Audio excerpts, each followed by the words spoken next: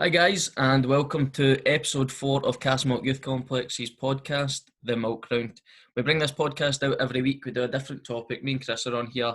We just chat to the young people who are watching, or even parents of young people that come into the complex, or anyone else who's interested.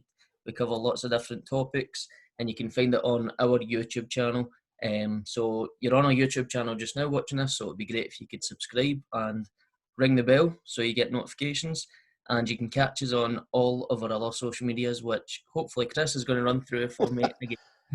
I should know this by heart now, but actually I don't, unfortunately. So I'm just going to do my usual and have my cue card here. So Facebook, we are Kelly Youth Complex staff. On Twitter, we're Youth Complex CYC. On Instagram, we're youth_complex. And TikTok, we're Kelly Youth Complex. And our email address, should you wish to contact us about the show or anything else, is cycyouthteam@gmail.com. Perfect. Thanks very much. So last week we had a different format, didn't we? We had a guest on, which was quite new and exciting for us. Yes. It went quite well, I thought. I was surprised because I was very nervous about bringing a new guest in live, and it all worked out. So I was delighted that there was no technical problems, first and foremost. It meant no post-video editing for me. It's straight up to YouTube. An easy job. It was wonderful. And Maya was brilliant on the interview. She was... Yes. I checked out Gus Dapperton. Yeah, and... I thought he was decent, aye. Yeah, I never got a chance. I'm terrible. I didn't even do my homework. I'm rubbish. Right. That'll be this week's homework then. Yeah, I've been too busy. I'm currently in the process of moving house, believe it or not, during lockdown. So, today has been an interesting day from that perspective. So I haven't moved house yet. We're not moving house for a couple of weeks yet, but just getting all the legal things sorted out and stuff like that. So, but it just shows you, it's amazing what you can still do in lockdown. Aye, exactly. Move house. That's a massive thing to do in lockdown. Mm-hmm. That's basically what I was going to ask you. Like, first, just to start off this week's podcast, what have you been up to this week? But that's probably it, yeah. I mean, moving house, it's juggling many things, trying to get removal companies that are still operating first and foremost. Things like that. Just mainly trying to get sorted. We literally got rid of 6 bags of clothing that we would never wear that were stored in various parts of our flat. The hospice was doing a drive-through, so that's probably good for the podcast. The hospice in Belhouston Park, I think it's the Princess of Wales Hospice, is currently doing drop-ins on Wednesdays and Saturdays for clothing and textiles only. So it's not like toys or anything.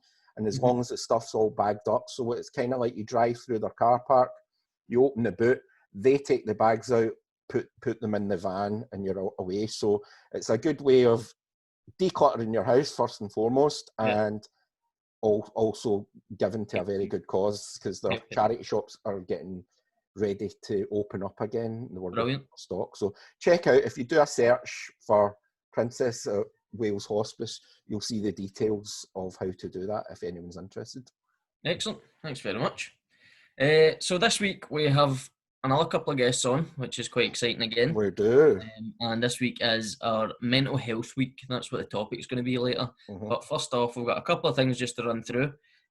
So as I said last week, we're going to try and bring a nice news story to you guys every week. So last week it was the singing key workers that eventually got on the BBC radio, and the week before it was the young boys who were making cushions for key workers, and your story that you brought was that people in our community were making pastries and things like that. It was donuts. I think it was donuts. I can't remember the name of the place. Design My Donut or something like that. But if you look back in our podcast archives, then you will be able to find out exactly what that is, because I don't actually have the details to hand. No, definitely check out our previous podcasts. I'm sure all the people that are watching have watched all the podcasts already. We've got regular viewers now. We do. We've got a kind of solid fan base here. Big shout out to my pal Peter, who's listened to every one, and has given us some nice feedback on our social medias as well. So Yep. we do encourage all of that stuff. So Definitely. we are delighted to kind of see I stuff. think the next step is merchandise, Chris. I think we're Yep. going to break into that. Get Yeah. some what's on my telly, what's on my belly t-shirts made or something like that. Absolutely. It's on order. It's on order. So anyway, the nice news story that we found this week, and you guys have probably heard about this one. The previous ones are kind of low key, but this one has been a major thing in the news over the last couple of days. And what we've went for is Marcus Rashford, the food voucher U-turn after his campaign to get free school meals during what would be the summer holidays. After the government decided that they weren't going to give young people and children free school meals, they went back on their decision after he campaigned on social media and things like that, and decided that they are going to do it in England. So that's going to feed 1.3 million children in England who maybe wouldn't have had a nutritious meal in the summer holidays at all. That's quite a long time before going back to school, and schools are going to be totally different as well when we get back into education. So I think he's done a great thing with his platform. He puts it down to like him being from a deprived area, growing up wasn't great for him before he joined Manchester United, but he really has used his platform well, and he could maybe, after his footballing career, go into a career of politics.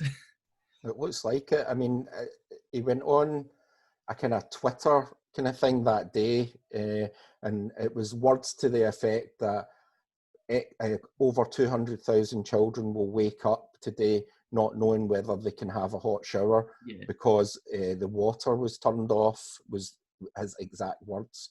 And there was a few other examples of things like that with regards to they won't know whether or not they will have a hot meal and stuff. It's quite powerful stuff. Now, before I go into this part that I'm going to kind of express, I just express that this is my opinion. It's not necessarily opinion of you or the youth complex, but there was a reply to one of the Marcus Rashford tweets, and it was one of the Tory MPs for the Department of Work and Pensions corrected Marcus Rashford on the shower tweet. It was, no, but they can't turn off your water. And I think it just kind of exemplifies the tone deafness of the current UK government that we have. They don't really appreciate that. And I think it takes somebody like Marcus Rashford using his position as a well-known face, a celebrity, for example, to exert positive change in the country. And it's been done before by the likes of Jamie Oliver when it came to the kind of nutritional values of free school meals and stuff like that. And it's been done again, and it really just shows you what you can do if you can just stand up and say, no, this isn't going. And I will preface that saying that is my opinion, strictly. I think it's great that you get a lot of celebrities who are linked to charities, they're ambassadors, they use their platform really well, but I really believe that Marcus Rashford, a lot of celebrities will use that as a publicity stunt. I think he really cares so much about his country, the young people in his country, and as I said, because he had the same background. I'm a Manchester City fan, so I'm not supposed to like him, but he's done really well, and it was quite nice because on Twitter, there was so many other people supporting him. Like the Manchester City Twitter account tweeted to support him, which was brilliant, and he was tweeting back and things like that, and things like sport goes out the window at that point when it's people's lives we're talking about. So that's a nice story of the week. And I think also we should just kind of mention within the kind of local Castlemilk community the kind of work that's going on there, and it's something we might actually feature in a future episode properly. But there's the Castlemilk Together, which the Youth Complex and Streetwise are part of, who I believe are distributing food parcels to the local community for families that are most in need. But to keep up to date with all this, please look at our social medias, because there's lots of useful information there, even with regards to young people that are due to start school this year or are just continuing school, just with stuff to do with school uniforms and things like that. And for the young people are maybe starting high school or starting primary school. So there's loads of, like, our social medias are good for the kind of fun stuff and the daft stuff, but they're a really good source of information Yeah. For things like that as well. We had a great meeting this week about all the information that we're going to be giving out on social media. We're going to be based a lot on social media this summer. Yeah. It's going to be a totally different summer from what the youth complex has seen in the past so many years we've been working. Obviously, we'd have young people in all through the day, all through the summer, which will be totally different this year, but we will still keep young people and parents up to date on information like that. Yeah. So our next thing for this week is the great section of what's on my telly and what's in my belly. Who's going first this time? I can't remember who went first last time. I think I went first last week. So, Okay. Lee, You what's go. on your telly and What's on my your telly? belly? So, what's on my telly is a movie this week. I went for a movie Good. because we've still been watching the same shows in the background because Community's got so many seasons. We're still catching up on that. But the movie we watched, and it was just last night we watched it, was Carrie. But it was the 2013 version. All right, okay. And we haven't seen the original, but we've seen enough things on like references to it in movies and all that to know what the gist is about it. But Chloe Grace Moretz, you know that girl from I think she's in Kick-Ass 2 or Kick-Ass 1 maybe. I believe so. Yeah, I know who you're talking about. Yeah. She's carrying it. I quite enjoyed it. I know a lot of people don't agree with remaking classic horror movies, just because it kind of takes away what they meant when they first came out and how scary they were, basically. But we quite enjoyed it, and I didn't know the full story about it, so it was quite interesting. And Had give you it seen the original at all, Lee, before that? no, I never seen the You original. haven't seen the original, so I'm not a big horror movie aficionado or anything like that, but I think that's one of the classics that Yeah. it would be probably interesting if you go back and watch that now and see Yeah. what the So that's comparisons are. on Amazon. We watched it on because we just got Amazon a couple of days ago. A couple of your suggestions kind of made us go, oh, let's check it out. What else is on it? So we watched that last night, and I'd give it maybe a 7 out of 10. But also the rating for our young people would probably be who from like 15 onwards. That age group would be able to watch it because younger than that, probably Yeah. not the best for that group. Okay, that's a good one. So I think will we go with what's on my telly now? Yeah, do that. So what's on my telly? So currently, it was funny we were talking about horror stuff, and I'm just going to go and say I'm not recommending young people to watch this because it's an 18 and it's like. Okay. But I've been watching American Horror Story, and I was kind of getting used to. I'm not a big horror movie kind of person. Yeah. But I reached my limit the other night with it because it was every season is a different story, self-contained story, and just this one seemed to be. I had to go and take a wee rest Really? halfway through it. But that is not my official what's on my telly recommendation for this week. My official recommendation is a series that was first broadcast on BBC, but you can currently watch on Netflix, and it's Sherlock with Benedict Cumberbatch and what's his name? Beacon Cowden Beef or something like that. Benedict Corned Beef and Martin Freeman. It's a reboot of Sherlock Holmes, obviously, which has been rebooted more than probably a Premiership football this season. But this is a fantastic interpretation of it. I thought I'd been leaning a lot on kind of sci-fi and stuff the last few years, so I thought I'll try something different. It gets 9.1 out of 10 on IMDb. Wow. 9.1. It's a very high rating, for a TV show. And it's some really good stuff. And the benefit for this recommendation is that most of the certifications of it are 12s. Okay. So this could probably be appropriate for our wider youth complex membership base. And I think maybe the odd episode that's a 15. So if you are a bit younger, get mum or dad to check that out. Because there is some genuinely scary episodes in it as well. Very suspenseful episodes. The one that was the remake of The Hound of the Baskerville was quite a kind of horror style kind of episodes. So no, highly recommended. I've never seen it. I've seen the Robert Downey Jr. movies, and I've seen Yeah, it's a Elementary. pale comparison to this. This is I've watched tremendous. Elementary, the one with, is it Johnny Lee Miller that's in that? Yeah, my wife actually says that's better in her opinion. I really enjoyed that. He's So, but I really think this is. I don't think this would take some beating, to be right. quite Okay, honest. well, I'll So, check that out because I really like the kind of stuff that comes from Sherlock Holmes. But going back to the American Horror Story, I'm a big fan. So, can I just ask mhm. you what season it was that you had to take it a was rest from? it was the Roanoke, uh, Right. Okay. the reality stuff. It was based on a kind of almost like a reality TV Yeah, show type thing, where they go to a big scary house. I was That surprised that they just done that with it. that just completely and utterly freaked me out, to be honest. So What's your everything favourite else. so far? It's so hard to choose because they're so every one of them is so different from each other. Um, and we're talking about this, and then we shouldn't really be would recommend. We're not recommending to watch it, by the way.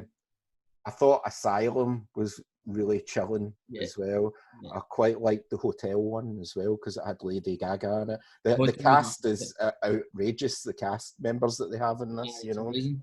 So. Hotel was my favourite, and the soundtrack was great in it as well. So Oh, yeah, I had to like do that with some of the tunes. I had to, with the "What's this song" function on yeah, Google. What's this song? Right, add it, so that I can go back and listen to them. So yeah, brilliant. But we're recommending Sherlock. We're not recommending that's AH. it. We're not recommending American Horror Story. No. Okay. And the next part of this section, you probably couldn't watch a lot of American Horror Story if you had something in your belly, because it was No, in your belly for long. You might no, you couldn't eat your dinner to it. Certainly not. So, Lee, no. what's in your belly? What's in my belly, Chris? That's a good question, especially for this section. So tonight I made Cajun chicken burgers. Now they're Ooh. really simple to make. Just chicken breasts. I marinate them in Cajun, and you can put them in water. You can put them in vinegar and just stick them in the fridge with some Cajun spice or different spices. Leave them in there for a day. Bring them out. Put a wee bit more spice on it. Rub it into the chicken. Pan fry it, and put it in tin foil and put it in the oven for about 35 minutes. Bring it out. Toast your brioche buns we had. So try to be fancy. Ooh. And then just simple cheese slices, bacon, salad, sauce, whatever you want on it. But they were brilliant. It's The funny house, you should say that. It's just it's amazing how just that is the standard now. If it's no a brioche bun, I'm I'm not. not interested. I'm not getting it. I'm not. I'll have Get a fancy one. nae bun if That's it's no a fine. brioche. Aye. When you've tried a brioche one time, you need to go for it every time. That's it. That's And it. it's just like the 50 pence pack that you get at Asda or something. It doesn't matter as long Yeah, as it's got brioche on it. but That's it. Yeah. that's what's in my belly. So Wonderful. and the whole family enjoyed it tonight as well. I made it for a house, so they really enjoyed it. So Great stuff. what is in your belly, Chris? Well, funnily you asked me that one at this stage. So what's on my belly this week? I've been making a lot of omelets. Right, okay. Omelets that are really simple. It can be as simple or as fancy as you want. Yeah, So, and it's also like an omelette, like eggs are so high in protein, it's a fairly healthy choice as well. yeah, It's something that if you eat an omelette, maybe like for lunch or for breakfast even, it really does sustain you through the day and stuff like that. So the way I do my omelettes in the most kind of basic way is it's eggs, obviously, a wee splash of milk, a nice bit of salt and pepper in there, and then whisk it up straight into a well-oiled frying pan. And then rather than mucking about with kind of flipping it and stuff like that, I've got like a grill on a high heat and I just put it under a grill. And right, what okay. that does is that makes the omelette really light and fluffy. And Mhm. it's the way my old dad taught me how to do it, and Right. it's the way I do it. God damn it! So and the beauty of an omelette is you can put whatever fillings you want in it. You can put cheese in the egg mix. You can do Yeah, anything, and it's cheap and it's good, nutritious food, and it's something that I would recommend. If you're not an egg person, then and I understand a lot of people aren't. Then also, what's in my belly is a nice homemade potato salad. Right, okay. So new potatoes are very much in season right now. So when you go to the supermarket, it's the wee small potatoes. Yep. They're completely in season. They're on offer. They're really cheap. And a basic way to make a potato salad is to boil up some of those new potatoes. You don't even need to chop or peel them. Keep the skins on them. Boil them up. Let them cool down after you've boiled them up. Keep a wee bit of bite in them, and then mix it with some mayonnaise and maybe a few spring onions and stuff like that. And my secret ingredient is a bit of onion granules in the mayonnaise mixture and maybe a wee bit of smoked paprika, and you are flying, mate. Aye. Happy days. Just going back to the omelette, because there's arguments about omelettes, isn't there? There's Okay. like, how many eggs do you go for? So if I was making an omelets for my entire kind of brood, which is 2 adults and 2 younger children, 7 and 4, I would use maybe like 5 to 6 eggs, maybe, Okay. with a bit of milk. That milk, hint as well, don't over milk it, but it's a good way to stretch it out a bit further. So I'm going, I think the reason I mention this is because it's a good economical, wholesome recipe. Yeah. But per person, you could go with 2 eggs. Okay. For an adult, and so that's why I'm working with 2 eggs per adult plus 1 egg per child, you know. If I'm making omelettes, it's usually like a wee last minute thing after French toast because it's what's left in the bowl. All right, okay. No, Nothing. you're not doing that justice, Lee, I don't think. No. You have to fully commit to the Just omelette. go for the omelette. And another way to use, like, combining my 2 what's in my belly suggestions would be if I were to, for example, slice those new potatoes thinly and just part boil them very briefly and put them into like the frying pan and put the omelette egg mixture on top, I would then have a Spanish paella, which is like a Spanish omelette. Oh, really? So there's I've just came up with that on the spot. Your practice section this week. Mashed it at the park. Mashed it or smashed it? Oh, I think we'll maybe have to edit that part out. No, we're keeping it. So, without further ado, I think it's probably time to bring our special guests in, our special let's guests. And this week it's 2 of our staff colleagues, and we're talking about quite a serious subject. So we thought it would be good to bring kind of some specialist knowledge in. Yeah. And first up that we're going to bring into the meeting is Barbara from the Stress Centre, who's part of our Youth Complex extended family. So I'm just going to bring her in. And second of all is Kirsty, our colleague in the Hub team as well. So we'll do that now. Hopefully no technical issues. Hopefully they're still there. There we go. One and two. There we are. There we go. Hi. Can you all hear me? Come in, Zurich. Are you? Yeah. There. Yeah, I can hear you. I'm just wonderful stuff. So we're just coming off the back of our famed weekly section, what's on my telly and what's in my belly. So without further ado, girls, can you give us a wee, maybe just a kind of taste of what's on your telly and what's in your belly? Yeah. Barbara first. I go first. Why not? What's on the telly? Well, the one thing that I watched that kind of stayed with me, I watched all the episodes now, was the Dairy Girls. Love Have you heard of them?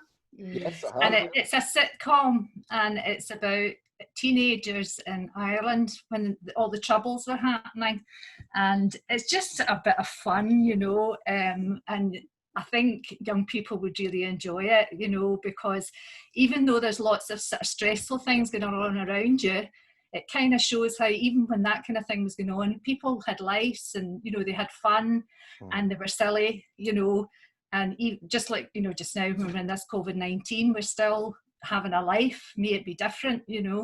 So it is really good. I think they're doing another series this year, hopefully, if all been well with this COVID-19. But I think there's 2 series out, and Channel 4, I think. Yeah. I love Once you get to know, I think maybe the first, Heather, my daughter, had done one of these TikToks, and all her friends with all the characters in it. Aww. And that made me laugh, you know. And then I watched it and, you know, recognised all the characters. So once you get to know the characters after the first couple of episodes, I think it's really good. There's one recommendation. So, Kirsty, what's on your telly? Oh, I'm watching like pure random stuff. So the Australian Love Island is on. Aye, Oh dear. reality TV, but it is good for when your mind is just numb from the day. So I've been watching that. Where can you watch that, Kirsty, currently? So it's on ITV Hub. Okay, cool. So that's quite good. And I've been watching Normal People, which is on BBC iPlayer. It's a wee bit of an older show, but I know lots of young people have been watching it. So there's quite a lot about relationships and how people deal with those relationships and what's acceptable and what's all right today and what you should accept and stuff like that. So it's quite good. There's a wee bit of naughtiness. But hopefully it's a 15. That's our kind of benchmark, is it's a 15. We can recommend that we can officially recommend. Myself and Lee were talking about our joy for watching American Horror Story, but we're saying we're not recommending you watch it. We're not recommending you watch it, but yeah. So what I read the book Kirsty Normal People at the same time as I was watching it, and it's one of those that really the actual program was really like the book. It was really well done. Yeah, so it was a good.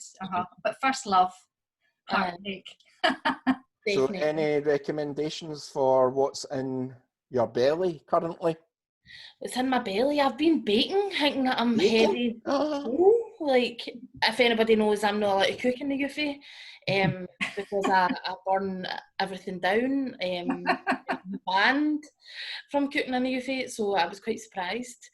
I've been like making banana bread and kind of like wee truffles and stuff like that. But my favourite is Oreos crushed up with cream cheese. You mix it together, roll it in a wee ball, and then dip it in melted chocolate.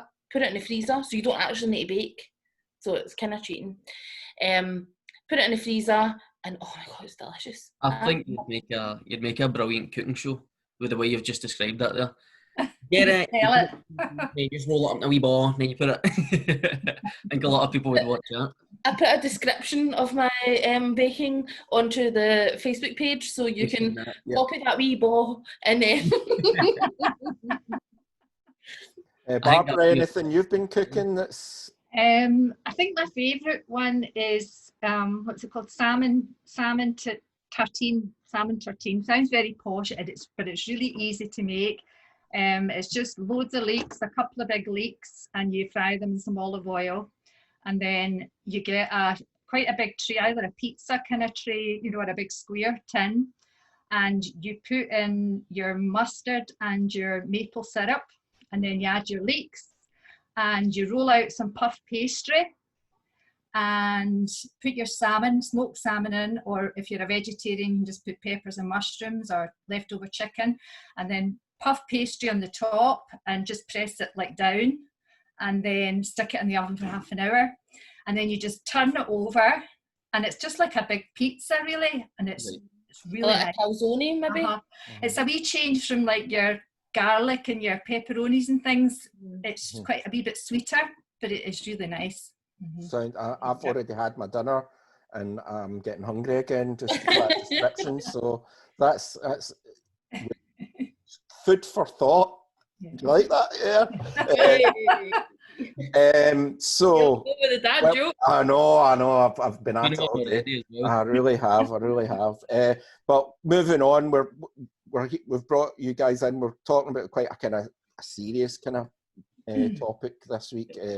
And it's about mental health, and a lot of people, and there is a lot of kind of evidence out there that lockdown has affected people's mental health in a quite a kind of drastic way. I know that it's a daily challenge for some people under normal circumstances, but with the addition of this kind of thing. So we thought we got a question from a young person last week on that topic, and we kind of spoke a wee bit about it. But we just thought it would be a good time to kind of explore that issue. So we've got a few questions here, if you don't mind. And just to preface this, Barbara, you work with the Stress Centre, which is part of the extended kind of youth complex organisation, and you probably kind of, that's one of your kind of daily kind of issues that you kind of probably come into contact with. So what are kind of some of the issues affecting young people right now?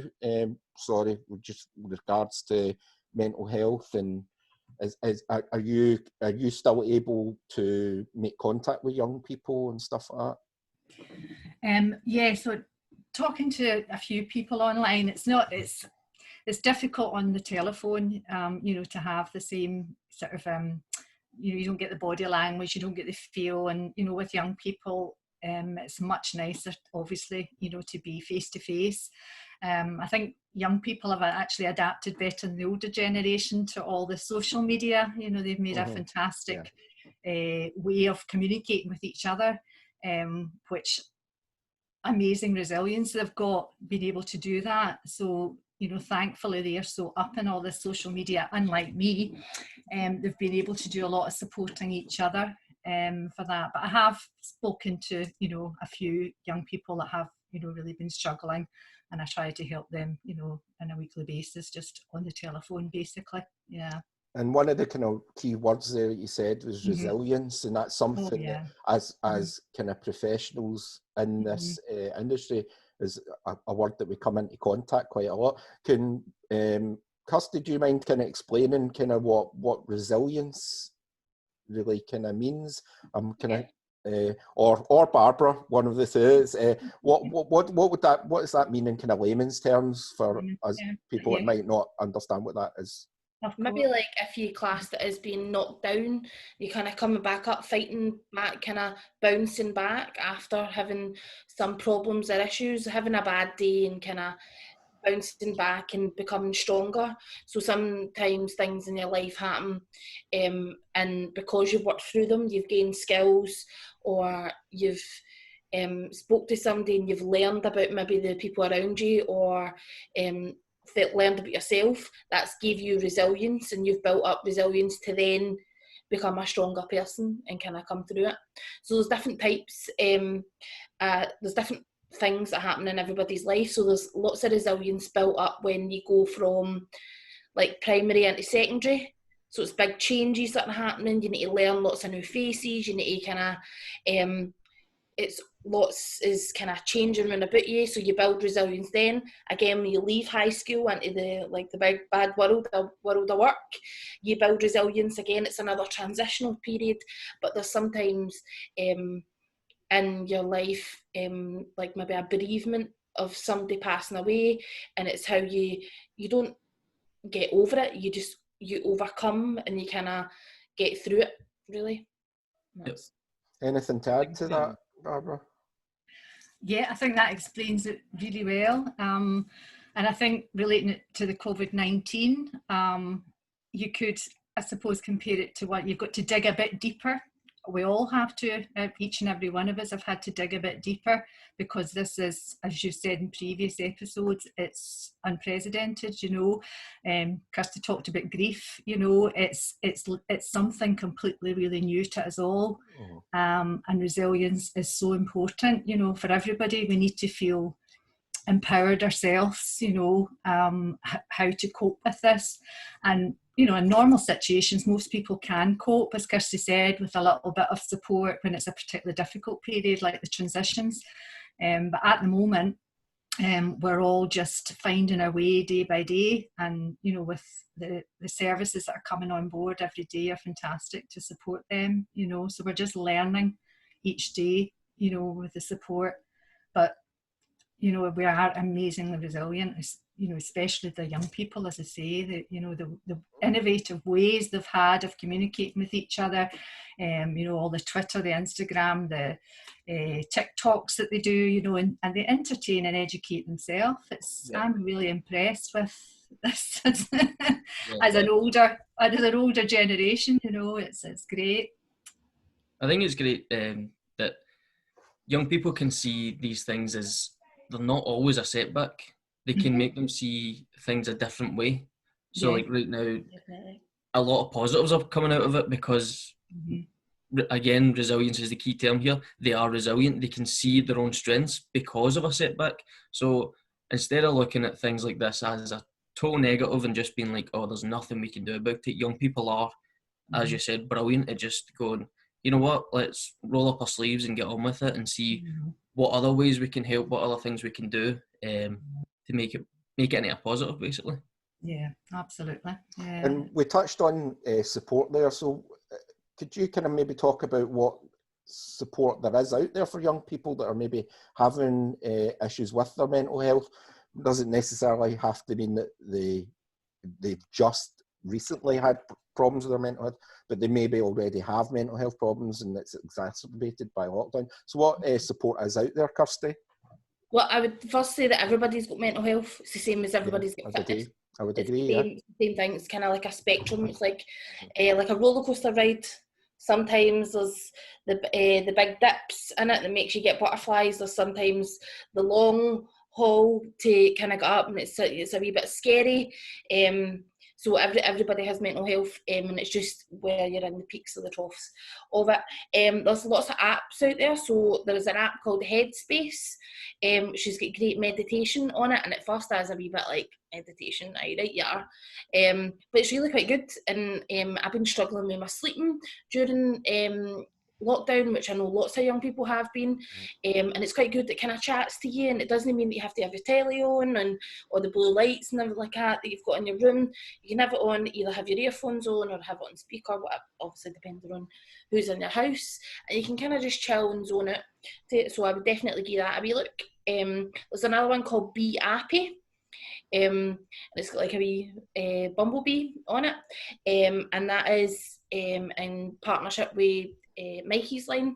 So Mikey's Line is an organisation that's made up in like the Highlands, and we've worked closely. The youth complex have worked closely with Mikey's Line, and it was started up as a suicide prevention.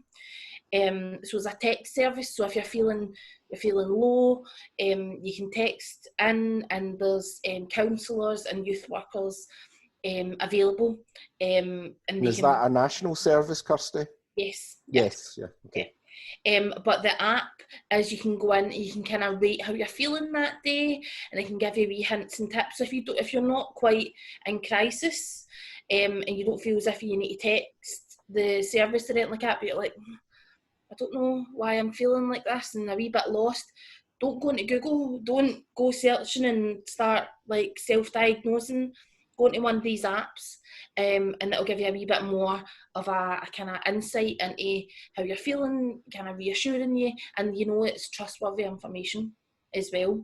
Another thing I would say was get one good adult in your life and be in contact with them. Have their number, have their Facebook or whatever. Somebody that you know that you can rely on when things are tough. You can turn to them and speak to them.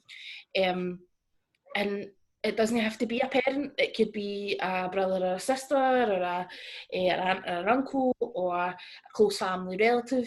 But definitely identify who that one good adult is in your life that you can turn to and speak to. And there's another couple of websites and text services as well if you're feeling kind of low. And it doesn't have to be suicide related. It could just be that you're feeling stuck and you need somebody to speak to, but you don't actually, lots of young people don't like talking on the phone. Like, I remember when I had my first job, I was like, I'm a hell answering the phone, like not a chance. So sometimes texting or like online like messengers, you can get access to support that way. So there's Mikey's Line, there's See Me, and there's Young Minds. They're the three that I would say that are like top notch. I'd like to mention that we'll try and put we'll put these links on our social media, but we'll also put it on this video description for anyone so that it's easily accessible.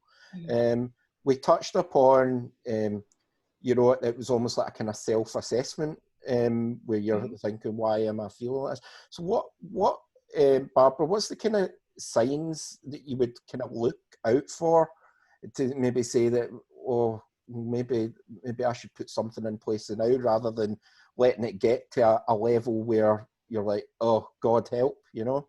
Yeah, absolutely. And as Kirsty says, like mental health is, you know, is with us all, and it is a bit like a roller coaster at the best of times. So it's really, really important that we have that sort of recognition, you know, and we have a sort of purpose.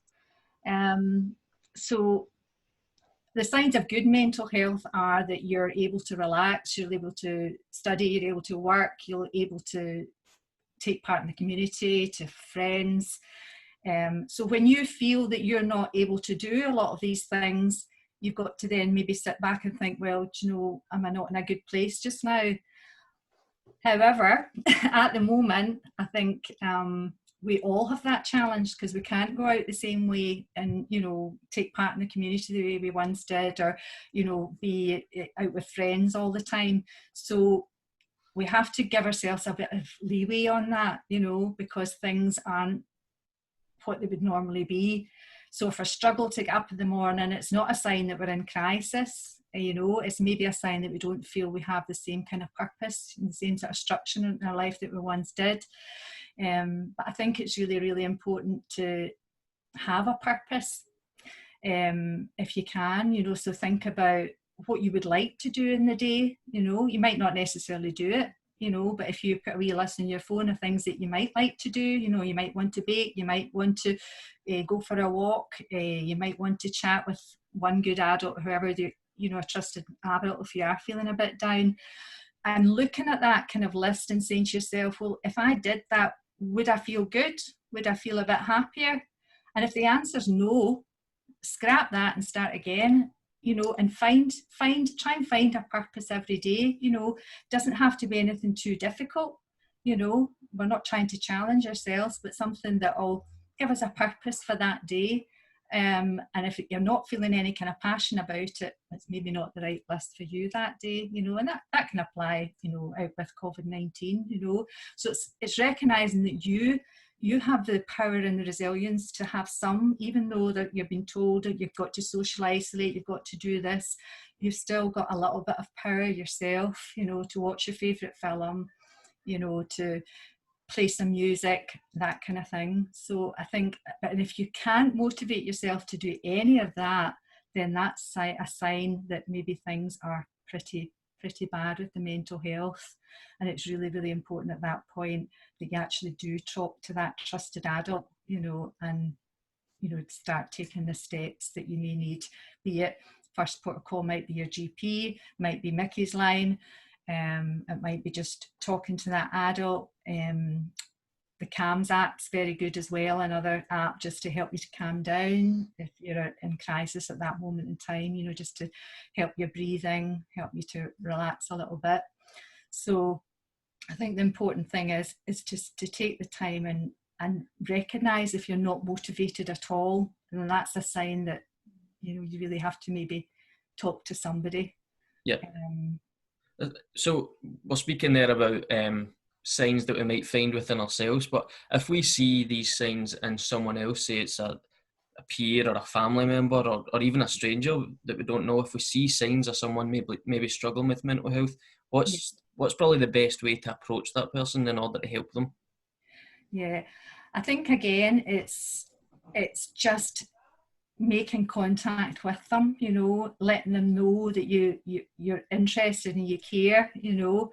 And you know, the normal procedure is always, you know, first of all you check to see that they're safe, you know, and if they're not, you know, if they're in danger, or, you know, somebody else is in danger, then you do have to take that further.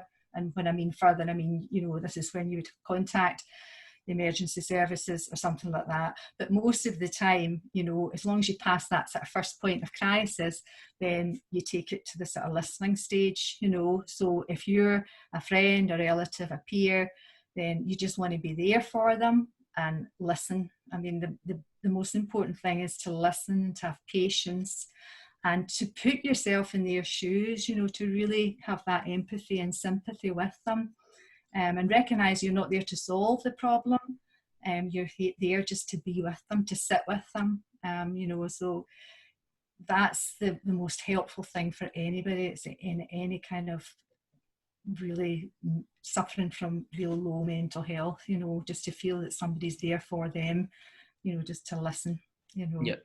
Yeah, definitely. I would say that lots of young people that we've worked with identify like maybe their older siblings as that one good adult. So I think that's a great question to ask, like how like it would be a young person that's going to be helping maybe their younger sibling or other parent. Like sometimes in this time, people are kind of flipping roles in the house a wee bit, like the child's becoming the person that the adult's leaning on and things like that. So I think it was a great question to ask that. I would say definitely the listening with like Barbara, but listen like to understand, don't listen to reply. I think that's the biggest thing. You're not listening to be like, aye, but what about this? Or and you're thinking about what you're going to be answering. Just listen. Yeah. And that's a skill that not many people have. So you definitely just need to kind of take on board what they're saying, because sometimes somebody just needs that kind of ear for somebody to kind of tell. I would also say like set wee targets for yourself and this person. So whether it is that you'll go out for a walk together, socially distanced, or just check in with them, distract them as well from everyday life. Sometimes your day is so monotonous and so boring because you're doing, oh, what did you do today? Nothing. What did you do? Nothing. Yeah. Like make something for you to talk about. Watch the same program and like review it, and or do a new task. Set yourself by the end of so many weeks, we're going to go walk every day, and then by the end of it we're going to do a big hill walk, or set yourself wee targets like that. I think the biggest thing is take each day as it is, and maybe see if you make your bed, at least that you've completed a job. So see if you don't get anything else done that day, you've at least made your bed, and when you go to bed that night you're like, oh, I already accomplished that earlier on today, like, and you don't beat yourself up and you don't feel as like rough because you're like, well, I've actually done nothing, it's been a waste of the day, and you kind of feel a wee bit rubbish about yourself. Well, actually, you've already done something, you've already completed a task. So yep. And it's great that you guys are saying set yourself tasks and things like that, but probably just our last question would be, I know everyone's different, but what would you recommend a young person can do? What are these tasks that they can do to maintain good mental health and well-being? I know you've mentioned walks and even simple things like making their bed and that, but are there other things that you could recommend if a young person's sitting there and going, well, I do make my bed and I do go a walk, but I'm still not feeling 100%. What are other things that they could do? I would maybe say taking a wee bit of time off of social media. I know it's a great resource just now, but maybe setting an hour. So see when you do that walk, that you're not on your Facebook the full time that you're doing the walk, because there's no point. Like you're not actually taking a break.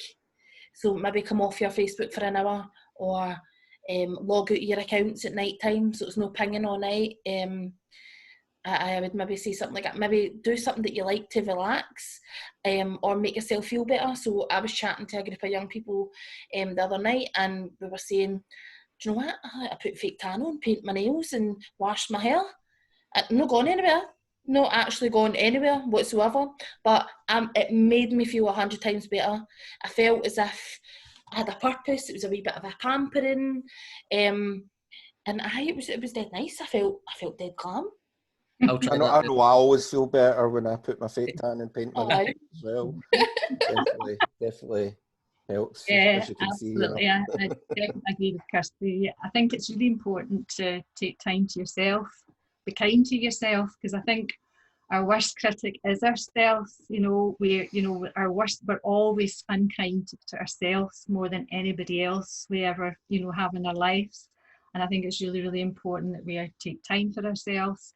Take time to feel sad as well, it's part of the process, but what you need to maybe do is limit it and say, okay, I'll give myself 5 minutes, 10 minutes or half an hour on a daily basis to feel what I feel. And it's okay to feel sad, and then you go to your other pointers that Kirsty was talking about. Use your distraction methods, go for a nice walk, talk to a friend, read a book, write a list of books that you've always wanted to read. Think about something that you've maybe not wanted to do, but you've just not had time, like play a musical instrument or do some meditation, do some yoga, you know, things that you've maybe not tried before.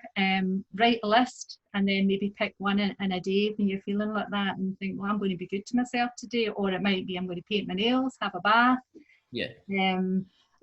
I love to listen to TED Talks. I know there's a kind of Spotify daily TED Talks, you know, and a lot of these, you know, people are so interesting, you know, maybe somebody you admire, you know, you were talking last week, I think, about, you know, David Bowie. He was on with his life story on the telly the other day. But, you know, in TED Talks, you get all these characters that have been through loads of trauma, you know, and they'll tell you their life stories and what they've learned, you know, from being resilient. So sometimes just listen to somebody that's inspirational, or some of the documentaries can make, you know, a huge difference, just distracting yourself and inspiring yourself. Yeah, definitely. Thanks. I think, sorry. No, it's okay. On you go. I think random acts of kindness is infectious as well. So when you do something nice for somebody else, even though if you're feeling a wee bit rubbish, it instantly makes you feel better. Instantly. Yeah. And you would think it might feel, oh, that's pure disgusting, shut up. I took my neighbour's bins out and brought them back in. And honestly, she's like, I was dreading getting down the stairs to go and do that. Because it was windy and it was raining, and she's like, I looked at the window and I seen that you had already done it. It made my day. Brilliant. Yes. Aye. I've made her day, which is actually in turn made my day. Yep. It was good. It was brilliant. I think another thing is important to remember is sometimes people don't want help as well. So if they're maybe not ready to get help, and that's fine. But you, as the person that keeps on trying and keeps on being there, don't take on their pressures, but also take care of yourself. So if you're constantly trying to check up on a friend or a relative that's kind of down a lot, it's quite infectious as well, so it can work the opposite way. You need to make sure that you're looking after yourself. So you might be signposting them to Mikey's Line or Young Minds or Be Happy or whatever like that, but make sure you look after yourself as well if you are that person that is kind of reaching out. Yeah, that's been great. And I think one of the key things that you guys said, and Chris said it in the first week of our podcast when I was trying to give recommendations to young people on what to do to keep themselves busy, and it was a great point that all three of them have mentioned in our podcast.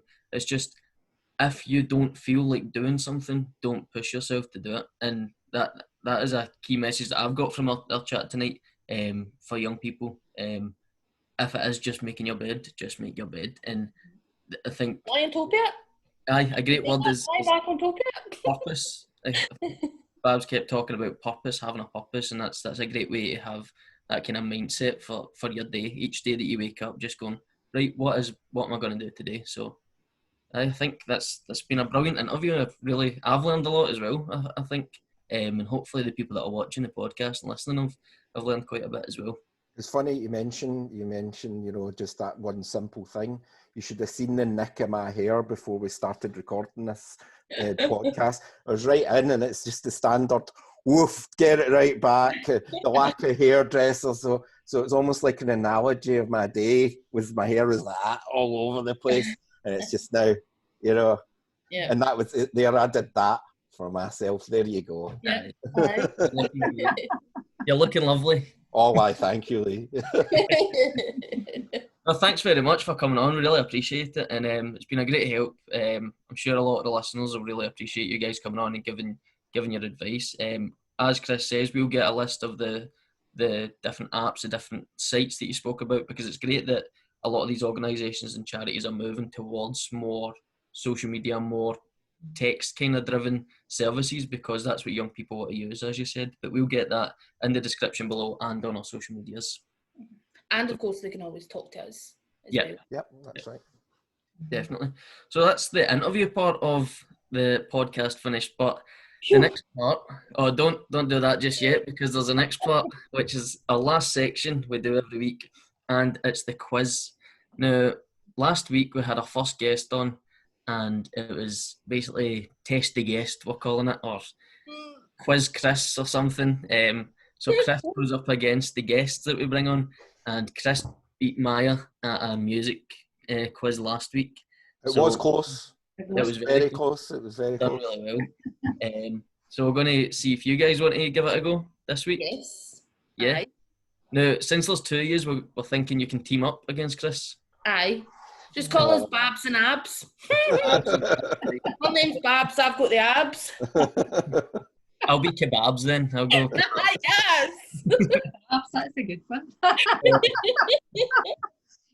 So this week I've made a quiz on famous addresses or addresses. I don't know how to say that properly. Addresses. Oh, no. Oh dear. Oh, I only know the ones with funny names. oh well. There's two brains though. There's two of you guys. I know, but one brain cell for me.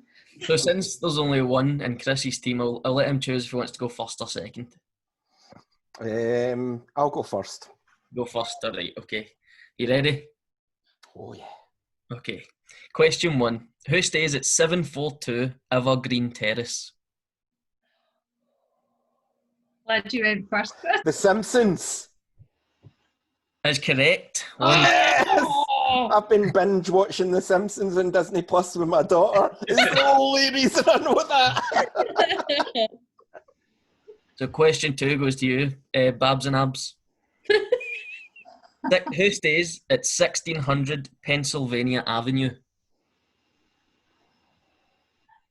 oh. Pennsylvania.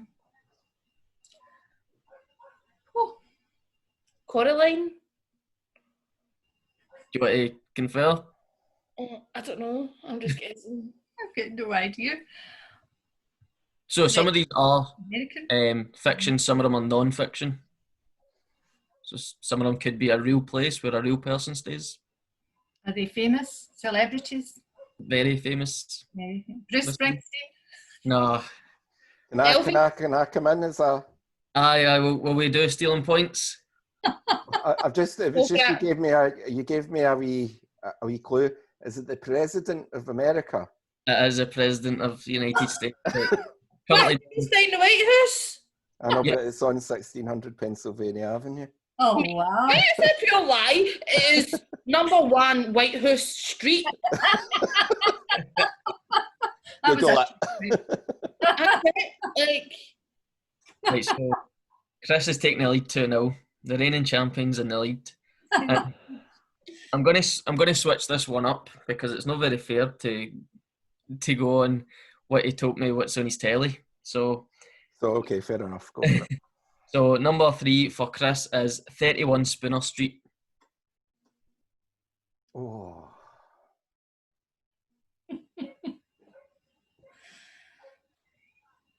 I know this one, but I can't put my finger on the answer. Oh, what is it?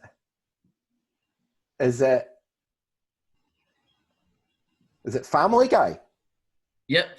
Yes! Who stays in 31 Spooner Street? Do you know their name? The Griffin family. The Griffin family. 3-0. He's taking a big lead now. So we need this one, Babs and Abs. There's no as easy as that. Did you know it? Aye! Okay. Oh, sorry. Well, I hope you know this one because I switched them about. We switched the questions here to benefit you guys, so... So your one is 221B Baker Street.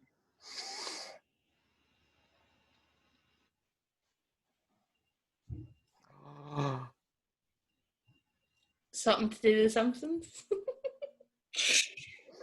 It's a shame you weren't listening to the first part of the podcast. That would have been possible because we're recording it now.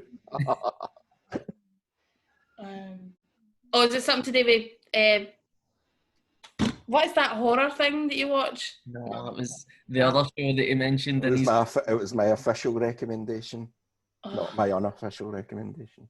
Famous from literature, from books, but also movies and TV shows now. Babs, do you know?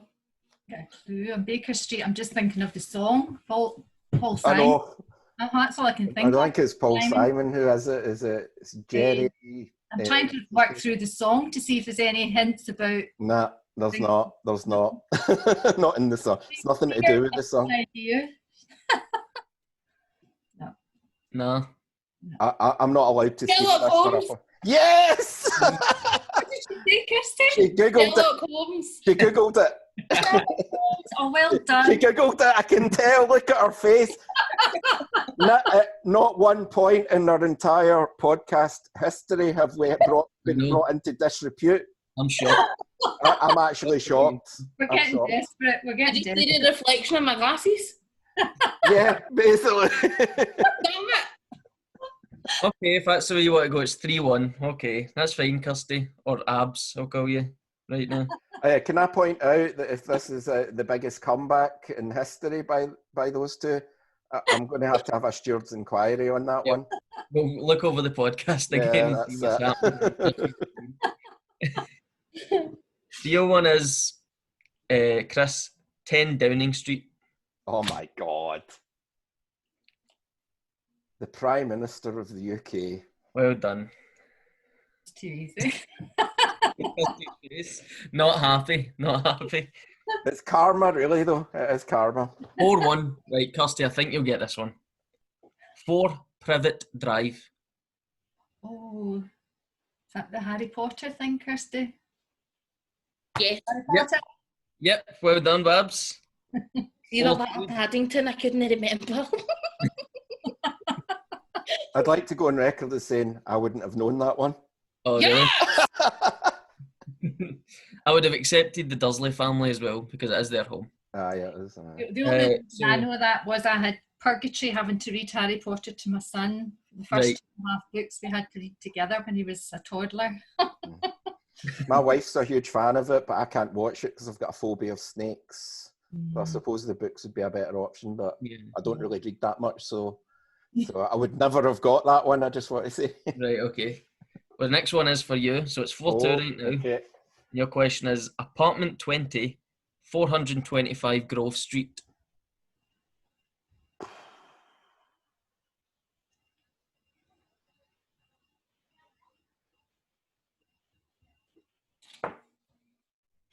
She's just Googled that again. I'm just stalling. I'm just stalling because I don't know the answer to this one. But I don't know the Can I answer to guess? this one. Go for it. I mean, Kirsty, you should have got it with it guessing. Okay, why? Really? You can try and steal the point. What was your guess going to be? Is it Well, she's Sheldon looking at her phone again. No. Is it Sheldon Cooper? It's not Sheldon Cooper, no. Oh my God. I'm really disappointed in you, Kirsty. What is it? I'm a bit Love Island. Apartment B, Grove Street, Apartment 20. 20B. So, no, no B. Alright, I don't know why I'm making that up then. So a sitcom where there's apartments and lots of people stay. Friends! Friends? Oh, Joey's? Aye, his friends. You didn't get it. Oh. Friends fan. Oh. Mate, well, still, he never got it. So it's 4-2 still. Is that right? Yep. Yep. Okay. So, Remember. Girls, this question's for you. 62 West Wallaby Street. What? 62 West Wallaby Street. Is it Australian Prime Minister? That's the best guess I've got. No. Home and away. Wallaby Street. West Wallaby Street? Yep. That where Steve Irwin lived? Gonna guess famous Australians now. Oh. Babs, have you got a guess? No. A man and his dog. Rob. I'm not going to say it in case I say something stupid. Oh, go on. Aye, go on. We're desperate, Kirsty. Maybe Bobby the dog. Aye? Are you being serious? No. You I hate you. It's Wallace and Gromit. Oh, gosh. We should have got that. Who's on next question? It's You. Abs and Abs, I believe. It's their official question. Okay. 124 Conch Street. We need this if we want to draw. 1, 2, 4. Conscious? Conch. Conch. In Bikini Bottom.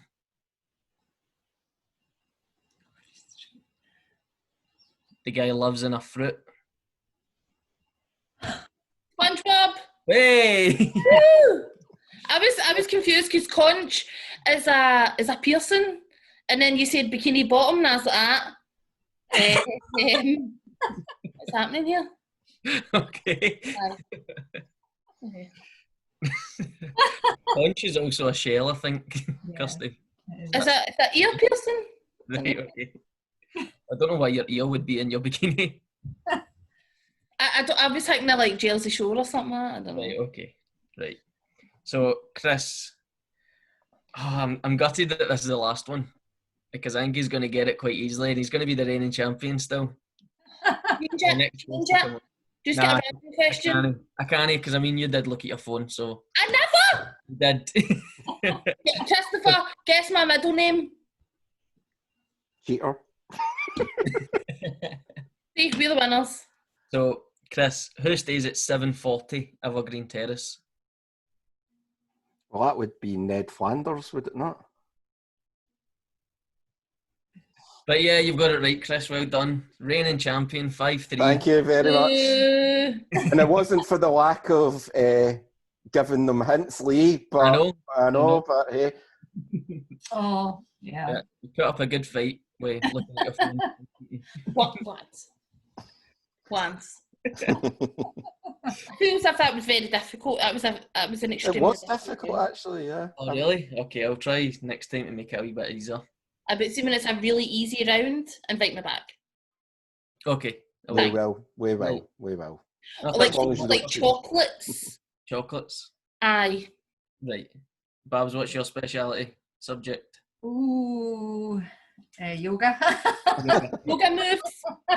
And you need to act them out, and then she goes to guess what it is. If Babs and Abs come on again, have to do yoga moves while eating chocolate. Yes. Sounds good. Brilliant. Well, thanks again for coming on, guys. We've really appreciated it. Really appreciate the interview. The questions and the answers that you gave to our questions were great. And it will help a lot of young people and other people watching this or listening to it. So thanks very much for being involved in it. Just keep in touch with our social medias because we'll have a lot of that kind of information. We'll put it in the description in this video. And our social medias are Facebook is Kelly Youth Complex Staff, Twitter is Youth Complex CYC, Instagram Youth_Complex, and TikTok is Kelly Youth Complex. And you can get us on our email at cycyouth@gmail.com. Can I also say that there's an event online and it's linked to mental health and wellbeing. It's called #InYourCorner, #Silence. It's a live question and answer with Chris Boyd, the ex-Rangers player, and Ali Campbell on Friday the 26th of June at 5 p.m. On Chris Boyd's Facebook page. But if you've got any questions you want to send them to us and we can send them on. It's about mental health and wellbeing. Excellent. Great. And please, as I said, stay in touch with our social medias and lots of really valuable information there. Next week, we might have a slight change in format. We're thinking about, with tonight being the first games back in the Premiership, that we're going to have a sports theme to it. I'm going to be taking a week off next week because I'm moving house. So we're going to have a special guest in, so I'm not going to be there to defend my quiz title. Yep. So I think you should be reigning champion, though. I think that's only fair. I think that goes without saying, Lee. So, so certainly, if anyone out there who's listening wants to come on to just be part of the quiz, feel free to drop us a wee message. But for this week, it's goodbye from all of us. Goodbye. Bye. Bye.